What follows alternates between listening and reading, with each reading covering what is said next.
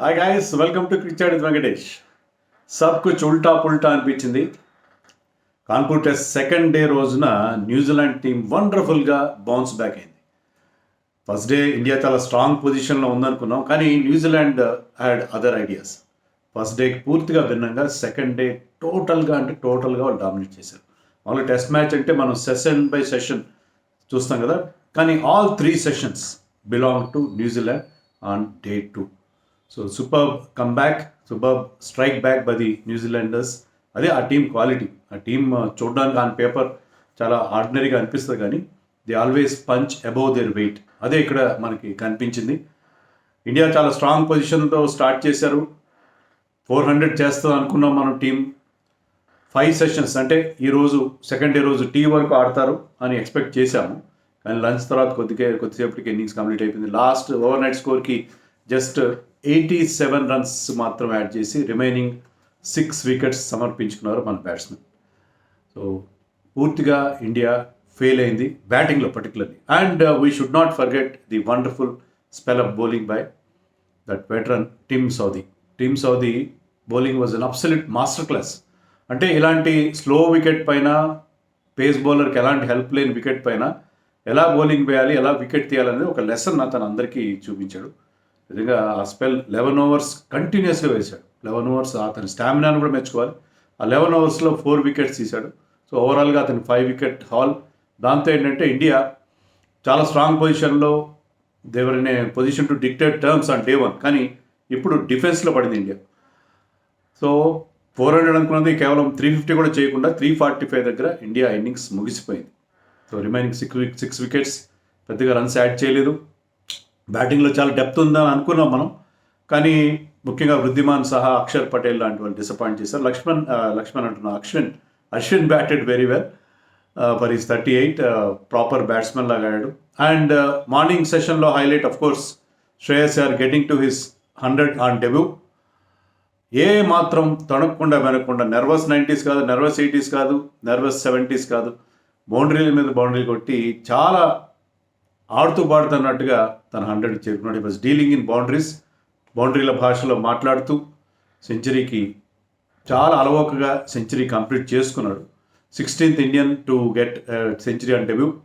చాలా అరుదైన ఒక గొప్ప గౌరవం అది, గొప్ప ఆస్పెక్ట్ అది. నా కెరియర్ టెస్ట్ మ్యాచ్లో ఫస్ట్ టెస్ట్లో సెంచరీ చేయడం అనేది. So that he has achieved. So he was wonderful. But అతను కూడా ఒక లూజ్ షాట్ ఆడాడని చెప్పాలి. సెంచరీ అయిపోయిన తర్వాత కొంచెం రిలాక్స్ అయినట్టున్నాడు, కొంచెం అవే ఫ్రమ్ ద బాడీ. ఒక లూజ్ షాట్ ఆడి అవుట్ అయ్యాడు. అలా కాకుండా 30 రన్స్ మాత్రం యాడ్ చేశాడు. Jadeja did not add anything to his overnight score. He was also became a victim of Tim Southee. So లంచ్కు ముందు పడిన 4 వికెట్లు కూడా సౌదీని తీసుకున్నాడు. Wonderful spell of bowling by him. And lunch తర్వాత అశ్విన్ని, లాస్ట్ మ్యాన్ ఇషాంత్ని అవుట్ చేశాడు ఎజాజ్ పటేల్. అతనికి వచ్చిన 2 వికెట్స్ అవే. సో 345 మాత్రమే ఇండియా చేయగలిగారు. Disappointing batting display.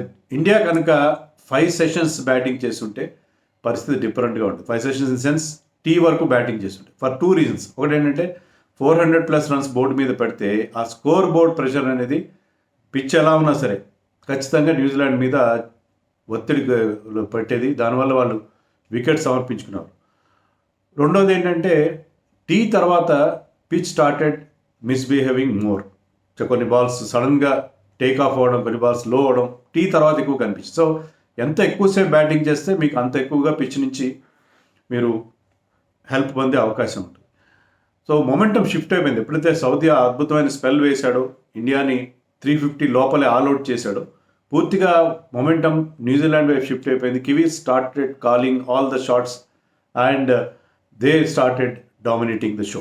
సో అక్కడ పూర్తిగా we lost the plot. So India బ్యాటింగ్లో ఆశించిన స్థాయిలో బ్యాటింగ్ చేయకపోవడం, ముఖ్యంగా సౌదీ వేసిన అద్భుతమైన స్పెల్ మనని బ్యాక్ఫుట్లో పడేసింది. తర్వాత వెన్ న్యూజిలాండ్ స్టార్టెడ్ బ్యాటింగ్, ఇనీషియల్గా 1-2 ఇన్సైడ్ ఎడ్జెస్ మీద ఎంపైర్ అవుట్ ఇచ్చినా మరి టామ్ లాథమ్కి అది కలిసి వచ్చాయి.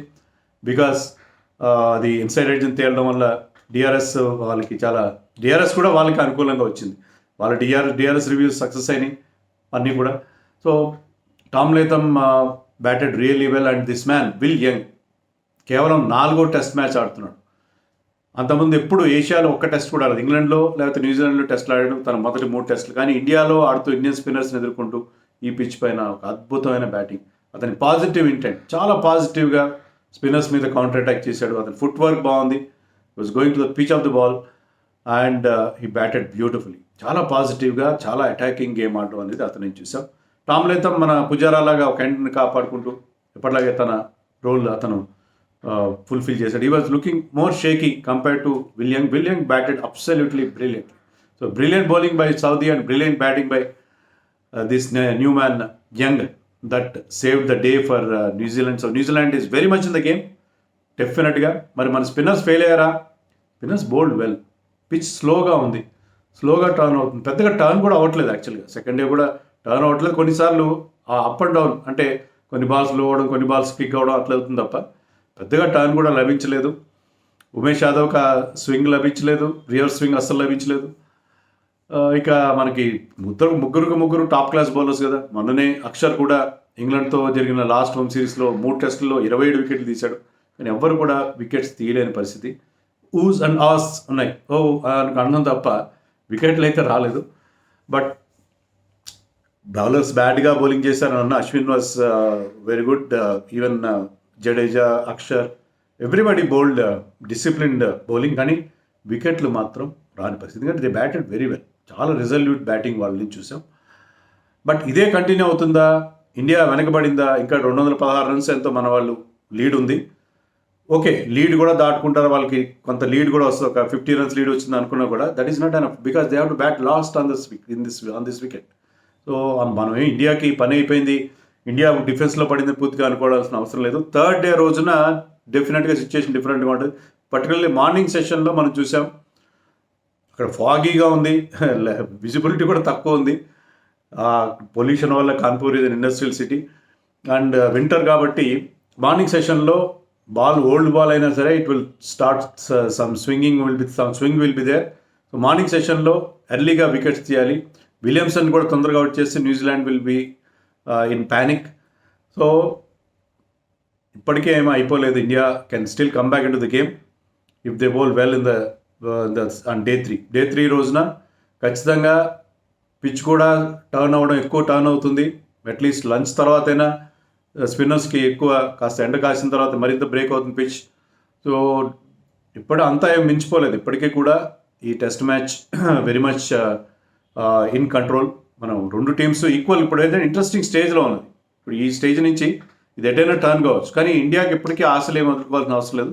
థర్డ్ డే రోజున ఒక డిఫరెంట్ డేలో మన వాళ్ళు డిఫరెంట్గా రావచ్చు, డిఫరెంట్ అప్రోచ్తో రావచ్చు. న్యూజిలాండ్ మీద చిన్నపాటి లీడ్ సాధించినా సరిపోతుంది. ఎందుకంటే they have to bat last on this wicket. So lot of cricket is left in this game. But New Zealand మాత్రం మనం మెచ్చుకోవాలి. ముఖ్యంగా సౌదీ పూర్తిగా మ్యాచ్ని ఒక మలుపు తిప్పాడు. Game changer of a performance from him and openers both Young and Latham batted brilliantly. So day belongs to New Zealand but India can come back on day 3. ఏమంటారు? కామెంట్స్లో చెప్పండి. Take care, bye.